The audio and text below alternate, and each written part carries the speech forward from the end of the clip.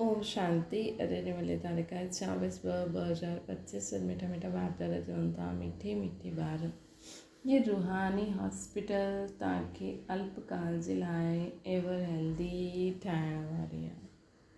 हिते तव्हां देही अभिमानी थी करे वियो। ये रूहानी हॉस्पिटल तव्हांखे अल्पकाल जे लाइ एवर हेल्दी ठाहिण वारी आहे। हिते तव्हां देही अभिमानी थी करे वियो। प्रश्न धंधो आदि कंदे बि कहिड़ो डायरेक्शन बुद्धि में यादि रखिणो खपे। उत्तर आहे बाप जो डायरेक्शन आहे कि तव्हां कंहिं साकार व आकार की यादि न करो, हिकु बाप की यादि करो त विक्रम विनाश थी वेंदा। हिन में कोई ईअं न चई सघंदो कि फ़ुर्सत न आहे। सभु कुझु कंदे बि यादि रहे, सभु कुझु कंदे बि यादि में रही सघंदा आहियो। ओम शांति। मिठे मिठे रूहानी ॿार प्रति बाप जो गुड मॉर्निंग। गुड मॉर्निंग खां पोइ ॿारनि खे चइबो आहे बाप खे यादि करो। सॾु बि कंदा आहिनि, हे पतित पावन अची करे पावन ठाहियो। त बाप पहिरियों ई चईंदा आहिनि रूहानी बाप खे यादि करो। रूहानी बाप त सभिनि जो हिकु ई आहे न। फादर खे कॾहिं सर्वव्यापी न मञिबो। त जेतिरो थी सघे ॿार पहिरियों बाप खे यादि करो। कोई बि साकार व आकार खे यादि न करो सिवाय हिकु बाप जे। इहे त बिल्कुलु सहज आहे न। मनुष्य चईंदा आहिनि असां त बिज़ी रहंदा आहियूं, फ़ुर्सत न आहे, परंतु हिन में त फ़ुर्सत सदैव आहे। बाप युक्ति बतलाईंदा आहिनि। इहे बि ॼाणंदा आहियो बाप खे यादि करण सां ई असांजा पाप भस्म थींदा। मुख्य ॻाल्हि इहा आहे न, धंधे आदि जी कोई मना न आहे। उहे सभु कंदे हुए सिर्फ़ु बाप खे यादि करो त विक्रम विनाश थियनि।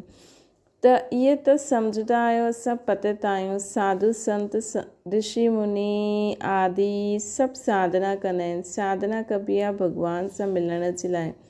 सो जेसिताईं हुनजो परिचय न हुजे तेसिताईं त मिली न सघंदा आहिनि। तव्हां ॼाणंदा आहियो बाप जो परिचय दुनिया में कोई खे न आहे। देह जो परिचय त सभिनि खे आहे। वॾी चीज़ जो परिचय झटि हूंदो आहे। आत्मा जो परिचय त जॾहिं बाप जे तॾहिं सम्झाए न। आत्मा और शरीर ॿ चीज़ूं आहिनि।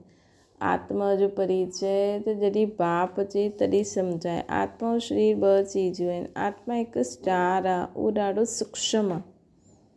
आत्मा हिकु स्टार आहे, आत्मा ॾाढो सूक्ष्म आहे। उन्हनि खे कोई ॾिसी न सघंदा आहिनि, कंहिंखे आत्मा खे। त हिते जॾहिं अची करे वेहींदा आहियो त देही अभिमानी थी करे विहणो आहे। हीअ बि हिकु हॉस्पिटल आहे न। अधु काल जे लाइ एवर हेल्दी थियण जी हिकु हॉस्पिटल आहे।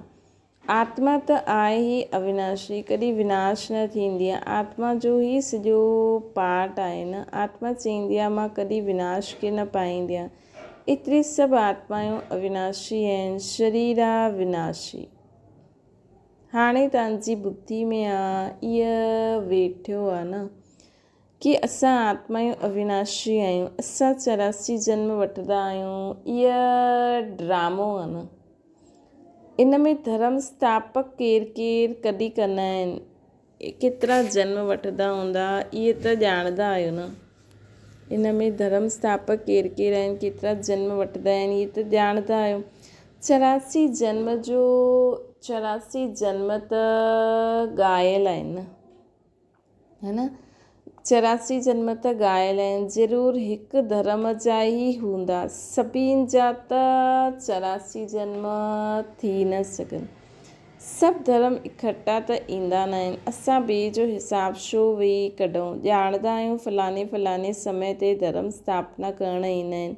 उन्हनि जी पोइ वृद्धि थींदी आहे। सभु सतो प्रधान खां तमो प्रधान त थियणो ई आहे। दुनिया जॾहिं तमो प्रधान थींदी आहे तॾहिं पोइ बाप अची करे सतो प्रधान सतयुग ठाहींदा आहिनि। हाणे तव्हां ॿार ॼाणंदा आहियो असां भारतवासी ई पोइ नई दुनिया में अची करे राज्य कंदासीं। ॿियो कोई धर्म हूंदो ई न। तव्हां ॿारनि में बि जंहिंजो मर्तबो ऊचो वठिणो आहे उहो जास्ती यादि में रहण जो पुरुषारत कंदा आहिनि ऐं समाचार बि लिखंदा आहिनि कि बाबा असां एतिरो समय यादि में रहंदा आहियूं। कई त पूरो समाचार लज्जत जे मारे ॾींदा ई न आहिनि, सम्झंदा आहिनि बाबा छा चईंदा, परंतु मालूम त पवंदो आहे न। स्कूल में टीचर स्टूडेंट खे चईंदा न कि तव्हां अगरि पढ़ंदव न त फेल थी वेंदव। लौकिक माउ पीउ ॿारनि जी पढ़ाई सां सम्झी वेंदा आहिनि। इहो त ॾाढो वॾो स्कूल आहे, हिते त नंबरवार विहारे न सघंदा आहियूं, ॿुधी में सम्झी सघंदा आहियूं, नंबरवार त हूंदा आहिनि न। हाणे बाबा सुठे सुठे ॿारनि खे किथे भेजे ॾींदो आहे, पोइ उहे हली वेंदा आहिनि त ॿिया लिखंदा आहिनि असांखे महावीर खपे त ज़रूरु सम्झंदा आहिनि उहे असांखां होशियारु नामी गिरामी आहिनि। नंबरवार त हूंदा आहिनि न। प्रदर्शनी में बि अनेक प्रकार जा ईंदा आहिनि त गाइड्स बि खड़ा रहणा खपनि जांच करण लाइ। रिसीव करण वारा त ॼाणंदा आहिनि ही कंहिं प्रकार जो आदमी आहे, त उन्हनि खे पोइ इशारो करिणो खपे कि इन्हनि खे तव्हां सम्झायो, तव्हां बि सम्झी सघंदा आहियो। First grade, second grade, third grade सभु आहिनि हिते, त सभिनि जी सर्विस करणी आहे। कोई वॾो आदमी आहे त ज़रूरु वॾे आदमी जी ख़ातिरी त सभु कंदा न, इहे क़ाइदो आहे। बाप अथवा टीचर ॿारनि जी क्लास में महिमा कंदा आहिनि, इहे बि सभिनि खां वॾी ख़ातिरी आहे। बाबा चवनि था बाप नाम कढण वारे ॿारनि जी महिमा अथवा ख़ातिरी कबी आहे। इहे फलानो धनवान आहे, रिलीजियस आहे, माइंडेड आहे, इहे बि ख़ातिरी थी। हाणे तव्हां ॼाणंदा आहियो ऊच ते ऊच भॻवानु चईंदा बि आहिनि, बराबरि ऊच ते ऊच आहिनि, परंतु पोइ चओ उन्हनि जी बायोग्राफी ॿुधाए त चई ॾींदा कि उहो सर्वव्यापी आहे। बसि हिकदमि हेठि किराए ॾींदा आहिनि। हाणे तव्हां सम्झाए सघंदा आहियो सभिनि खां ऊच ते ऊच भॻवानु, उहो मूल वतनवासी, सूक्ष्म वतनवासी देवता आहिनि। हिते रहंदा आहिनि मनुष्य, त ऊच ते ऊच भॻवानु उहो निराकार ठहियो न। हाणे तव्हां ॼाणंदा आहियो असांजो हीरे मिसल हुयासीं, सो हाणे कौड़ी मिसल थिया आहियूं। पोइ भॻवान खे पाण खां बि जास्ती हेठि खणी आया आहियूं, हुनखे सर्वव्यापी चई छॾियो आहे। पहचानंदा ई न आहिनि। तव्हां भारतवासियुनि खे पहचान मिलंदी आहे, पोइ पहचान कम थी वेंदी आहे। हाणे तव्हां बाप जी पहचान सभिनि खे ॾींदा वेंदा आहियो, ढेरनि खे बाप जी पहचान मिलंदी आहे। तव्हांजो मुख्य चित्र आहे हीअ त्रिमूर्ति गोलो झाड़, इन में केतिरी रोशनी आहे, है न। इहे त कोई बि चईंदा इहे लक्ष्मी नारायण सतयुग जा मालिक हुया। इहे त कोई बि चईंदा इहे लक्ष्मी नारायण सतयुग जा मालिक हुया। अच्छा, सतयुग जे अॻियां छा हुयो, इहे बि सुठी रीति ॼाणंदा आहियो। हाणे कलयुग जो अंत ऐं आहे ई प्रजा ते राज। सतयुग जे अॻियां छा हुयो, इहे बि तव्हां ॼाणंदा आहियो न। हाणे राजा ई त आहे न, केतिरा फ़र्क़ु आहे न। सतयुग जे आदि में राजायूं हूंदा, कलयुग जे अंत में बि कलयुग में बि राजायूं आहिनि। भले उहे पावन न आहिनि, परंतु कोई पैसा ॾेई करे बि टाइटल वठी वठंदा आहिनि। महाराजा त कोई न आहे, टाइटल ख़रीदी करे वठंदा आहिनि। जीअं पटियाला जो महाराजा, जोधपुर बीकानेर जो महाराजा नाम त वठंदा आहिनि, इहे नाम अविनाशी हलियलु ईंदो आहे।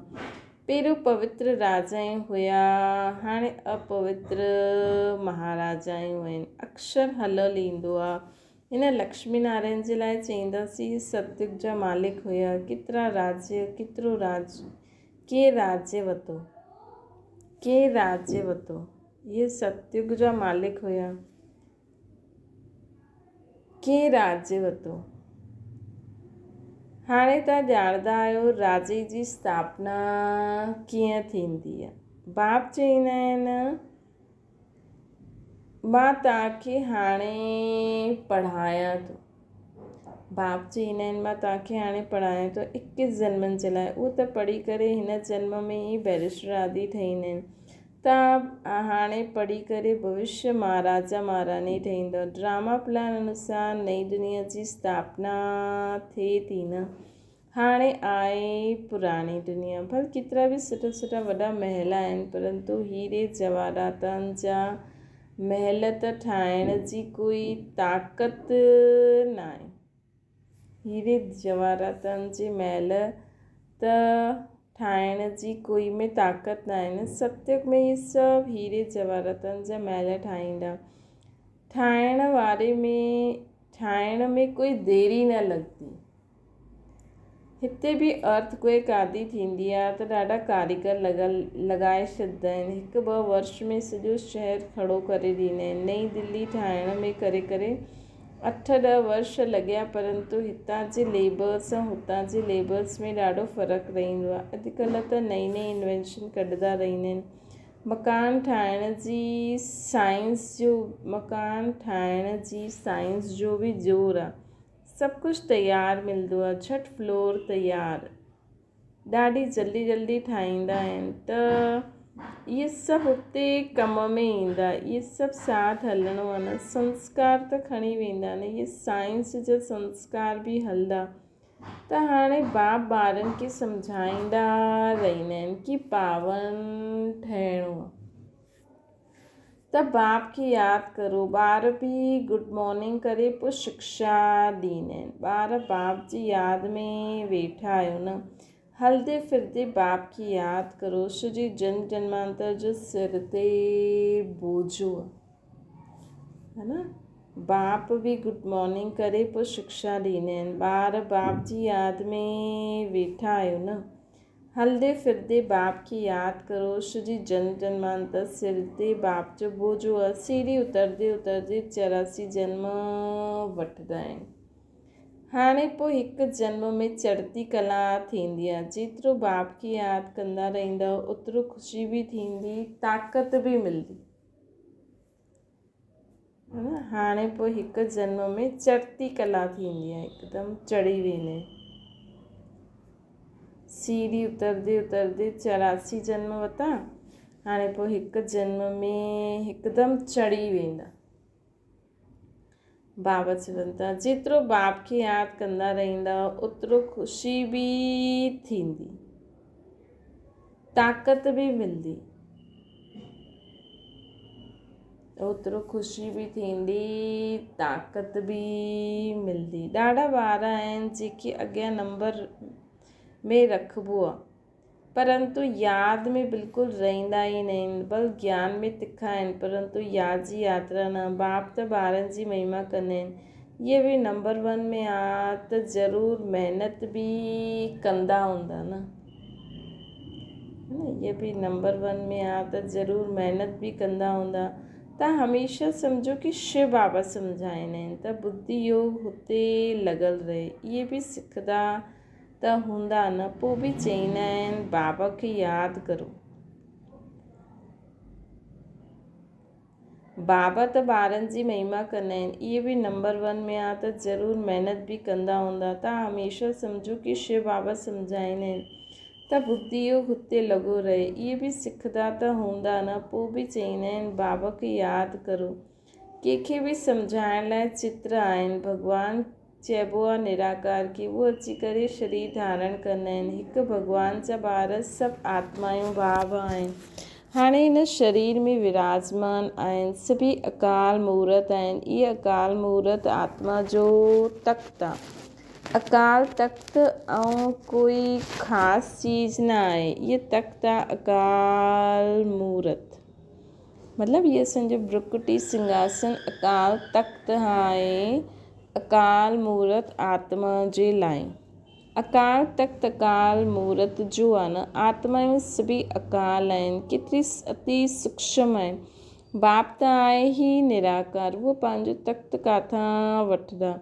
बाप त चईंदा आहिनि मुंहिंजो बि इहो तख़्त आहे ब्रह्मा बाबा जो। मां अची करे न तख़्त जो लोन वठंदो आहियां। ब्रह्मा जे साधारण बूढ़े तन में अकाल तख़्त ते ब्रह्मा जे साधारण बूढ़े तन में अकाल तख़्त ते अची वेहींदो आहियां। हाणे तव्हां ॼाणे विया आहियो सभी आत्माउनि जो इहे तख़्त आहे। मनुष्यनि जी ई ॻाल्हि कबी आहे न, जानवरनि जी त ॻाल्हि न कबी आहे। पहिरियों जो मनुष्य जानवरनि खां बि बदतर थी विया, उहो त सुधरनि। कोई जानवर जी ॻाल्हि पुछे चओ पहिरियों पाण खे त सुधार करो न।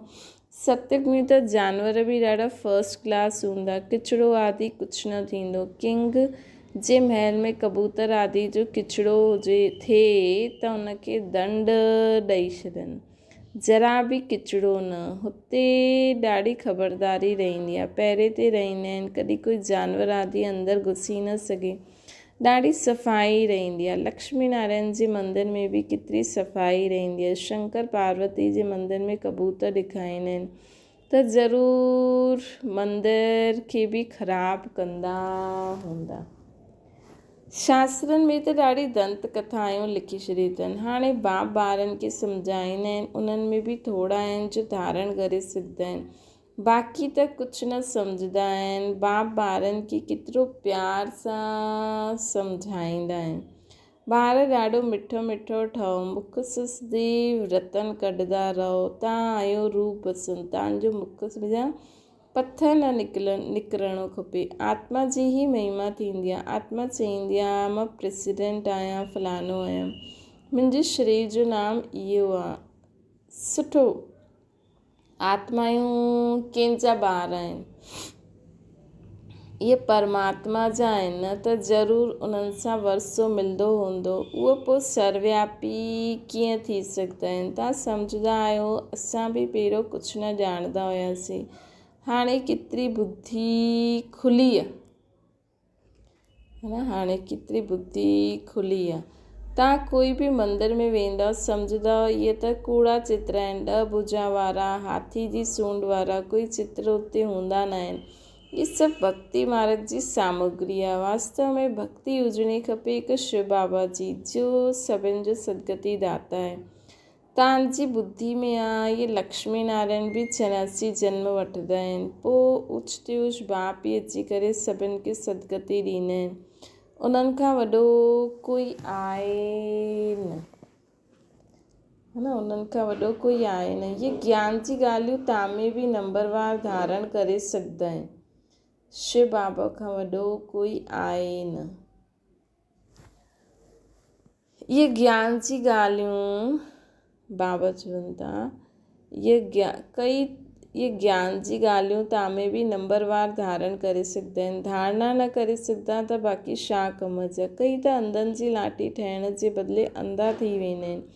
गऊ जो दूध न ॾींदी आहे त उनखे पिंजरपुर में रखंदा आहिनि, इहे बि ज्ञान दूध न ॾेई सघंदा आहिनि। ॾाढा आहिनि जो कुझु पुरुषार्थ न कंदा आहिनि, सम्झंदा ई न आहिनि कि असां कुझु त कंहिंखे कल्याण करूं न, पंहिंजी तक़दीर जो ख़्यालु ई न रहंदो आहे, बसि जो मिलियो सो सुठो। त बाप चईंदा आहिनि इन्हनि जी तक़दीर में न आहे, पंहिंजी सदगति करण जो पुरुषार्थ करिणो खपे न। देही अभिमानी ठहिणो।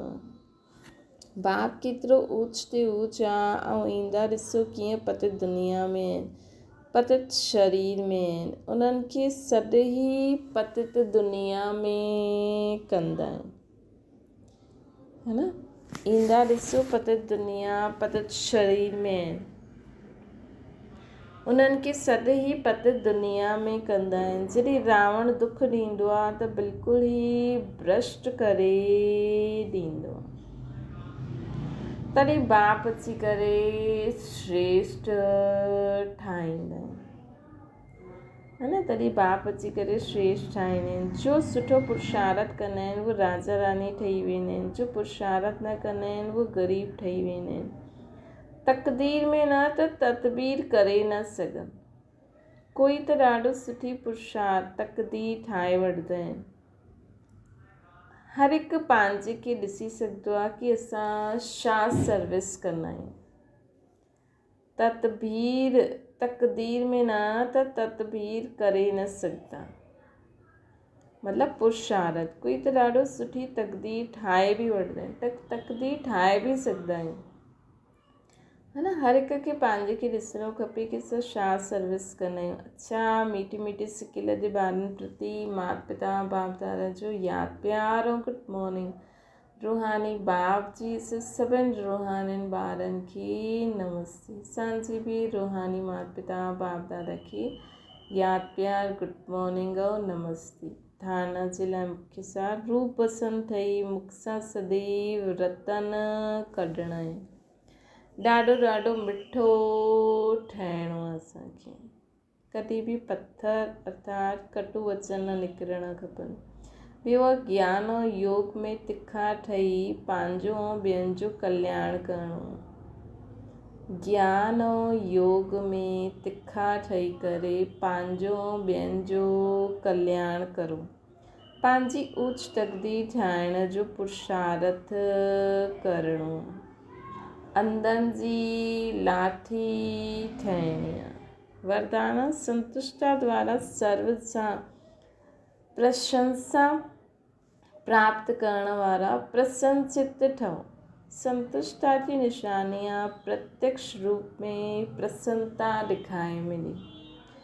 ऐं जो सदा संतुष्ट ऐं प्रसन्न रहंदा आहिनि उन्हनि जी हर हिकु प्रशंसा अवश्य कंदा आहिनि। त प्रशंसा प्रसन्नता सां ई प्राप्त करे सघंदा आहियो। प्रशंसा प्रसन्नता सां ई प्राप्त करे सघंदा आहियो। इन करे सदा संतुष्ट ऐं प्रसन्न रहण जो विशेष वरदान स्वयं बि वठो ॿियनि खे बि ॾियो। श्री यज्ञ जी अंतिम आहुति सर्व ब्राह्मणनि जी सदा प्रसन्नता आहे। इन यज्ञ जी अंतिम आहुति छा हूंदी कि सभी ब्राह्मण आत्मायूं जॾहिं पंहिंजे पंहिंजे जीवन सां पंहिंजे पुरुषार्थ पंहिंजी प्राप्ति सां प्रसन्न थी वेंदियूं। इहा अंतिम आहुति आहे न। जेतिरी बि ब्राह्मण मतिलबु जो बि हुते वञी करे ऊच भाव चईं न मुंहिंजी माला ठही वञे। उहो बि उते जो महाराजा महारानी जो राजा रानी ठहिण वारा हूंदा उहो तयारु थी वञे त बाक़ी सभु तयारु थी वेंदा। राजधानी पूरी तयारु थी वेंदी। त सर्व ब्राह्मणनि जी सदा प्रसन्नता इहा आहे अंतिम आहुति। इहा आहे अंतिम आहुति। जॾहिं सभी सदा प्रसन्न रहंदा तॾहिं प्रत्यक्षता जो आवाज़ गूंजदो अर्थात विजय जो झंडो लहराईंदो। त पंहिंजे पुरुषार्थ सां पंहिंजी प्राप्तियुनि सां सदा प्रसन्न रहो। हाणे असां आत्मा जी शरीर छॾूं त सदा संतुष्ट थी करे शरीर छॾूं। ईअं न कि असांखे अञा हीअ सर्विस करणी आहे, हीअ पुरुषार्थ करिणो आहे, असांखे अञा हीअ करिणो आहे। न, असांजी आत्मा प्रसन्न स्थिति में संतुष्ट स्थिति में शरीर छॾे। स्लोगन आहे तॾहिं विजय जो झंडो लहराईंदो। त असां सभु प्रत्यक्ष कॾहिं थींदी जॾहिं असां राजधानी में जो महाराजा महारानी राजा रानी तयारु थींदा। उहो कॾहिं तयारु थींदा जॾहिं संतुष्ट रहंदा। स्लोगन आहे डायमंड ठहिण जो मैसेज ॾियण ई डायमंड जुबली मल्हाइणी आहे।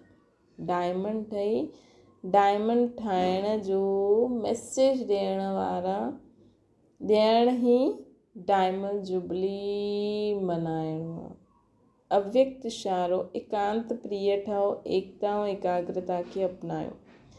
एकांतवासी ठहिण अर्थात चारों ओर जी वाइब्रेशन सां परे हली वञणु।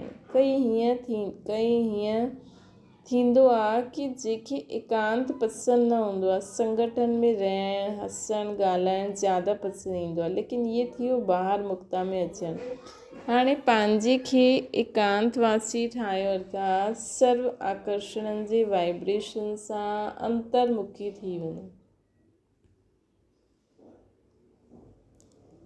हाणे समय अहिड़ो अचे थो जो इहे ई अभ्यास कम में ईंदो। अगरि ॿाहिरि जी आकर्षण जे वशीभूत थियण जो अभ्यास हूंदो त समय ते दोखो खाई वठंदासीं।